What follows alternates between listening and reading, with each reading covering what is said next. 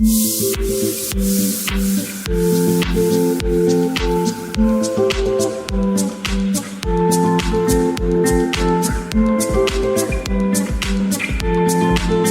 been very passionate about teaching/tutoring, I would say, for a long time.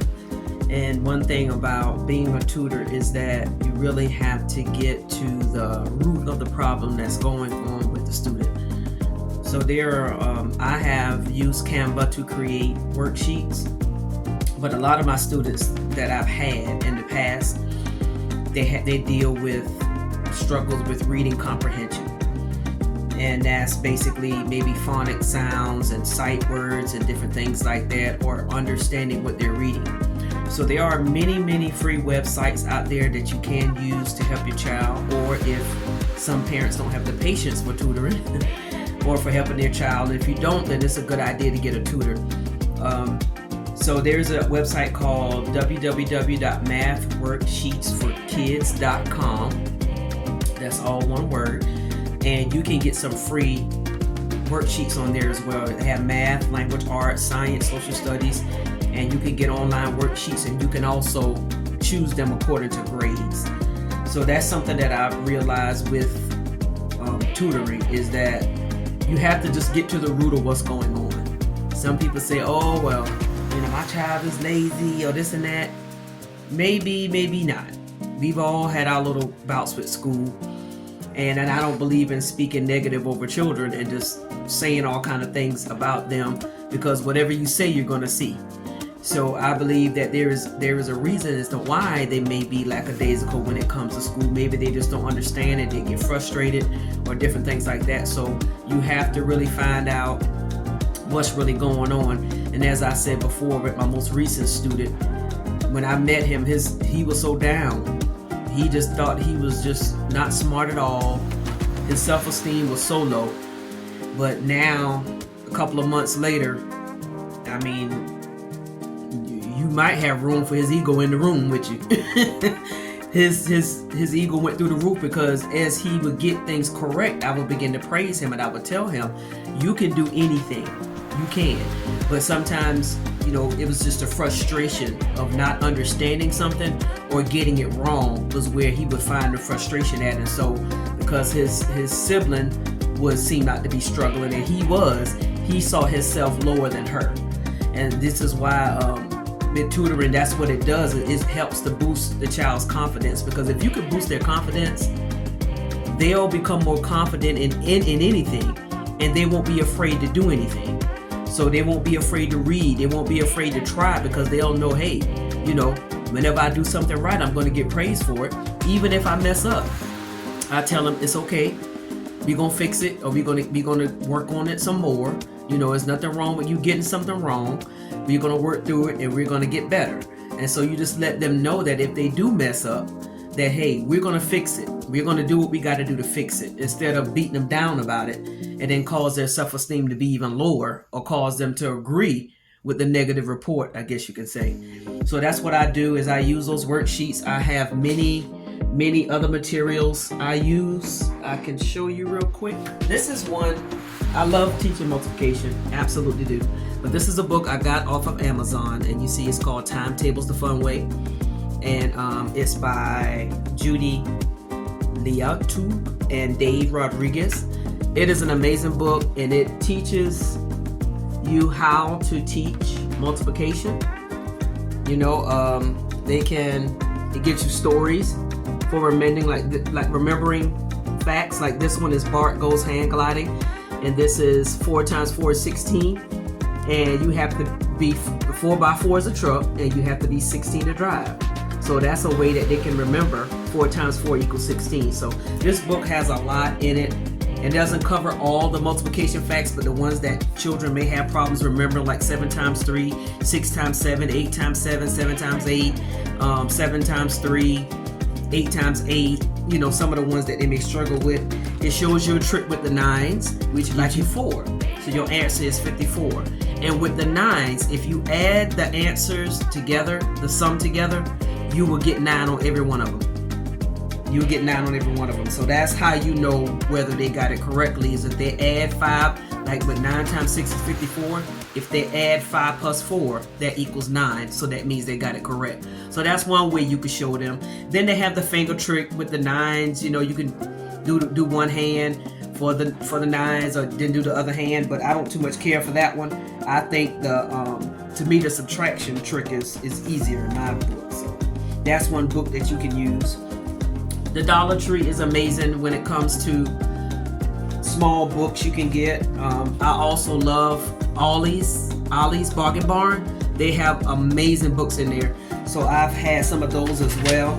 Here it is. You have, I think I got these from Dollar Tree. They used to sell these some years ago. This is 4th through 6th grade. So you can get probably up to that age. There are many things you can get. You can go on Amazon, as I said, with www.mathworksheetsforkids.com. I printed this one out. This one has to do with repeated addition for multiplication. Like if you have the first one, number 1, 3 plus 3 plus 3, then they'll have to put how many times they added 3 in the front. So it'll be 3 times 3 equals 9. So 3 plus 3 plus 3 is 9.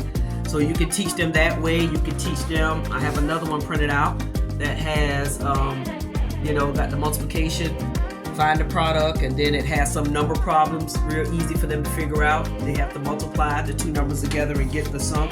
So, those are just some things that you can use to help your child. But as I said, the main thing is if they're having reading comprehension issues, you might want to go back a couple of grades and kind of start over again. Because with the student that I have right now, we're working on sight words and pronunciation and long and short vowels. We have to go back a couple of grades because a lot of children during the pandemic, they fell behind. And we have to remember that everybody is not made for online work. And online work, and a lot of children didn't really get what they needed. So, and then some of them, it's really, a lot of the stuff boils down to their confidence. It could be a confidence issue that they have concerning certain subjects. But if they get somebody who's patient and willing to help them and to help them boost their confidence, I guarantee you will see a change in their lives. So I just wanted to come and just share some things with you all. The day in the life of a tutor. Tutors, we have a passion for helping children, and we can help those who, no matter how behind they are. That's what we do, is we help them to get to where they need to be. It's not a race, because many times we want to pressure our children to be straight A. All of that is nice, but what you want is to make sure that your child understands the material, because them making good grades is nice, but many times they don't even retain what they've learned. So it's not always about them always being on the honor roll or being perfect or whatever, because they're not going to always be perfect. But I'd rather have them understand the material and not be afraid to make mistakes than for them to fear that they need to be perfect all the time. And so this is where we come in, and as we help them to realize that they're not perfect. They're going to make mistakes, but it's about learning from the mistakes and not beating down on themselves when they do make mistakes. So that's just a tidbit of advice to kind of help out with that. So my tutoring service is called Excel in Learning. EXCEL in Learning. I do have a Facebook page. I haven't been posting on it as much as I should, but I do have a page, and also have an email address as well. And I have a couple of tutoring videos on there that I've done some time ago. And like I said, I got to get that page back active. But I do tutor online. I use Zoom as well, and I tutor in person here in Illinois. So if you know a child or know someone that needs help, if they're willing to do long distance, I am available. I've been tutoring since about 2017. So I've been doing this for a long time, and I also worked as a parapro in the school system as well. And I worked with a lot of troubled children, and a lot of them who were falling behind. They used me as a what did they call me? An interventionist. And I would go to I would help out with 4th to 6th grade, and I would go to different classrooms and help them, those who were falling behind. I didn't get a long time because, the class periods are not that long, but I would at least get about 15-20 minutes with them to help them in the back and try to get them, get some help in their weak areas, help them out in that. And I enjoyed doing that. So I come in wherever they are, and I don't pressure them to hurry up and get to where they need to be. I believe in making sure that they understand what it is that they're doing, and then we can go forward. There are many different ways that you can help them. You can do games, you can make it fun. You know, you can have them interact on the board and different things like that. So there's a lot of ways to do it, but I would say take the money to invest in a tutor. Tutors aren't always cheap, yes, because it takes a lot for us to get the material that we need, and it takes a lot to put it all together, and so it may cost a little bit, but I say better them get it now and go ahead and get caught up and get where they need to be than to wait till the last minute, because we only have a couple of months left.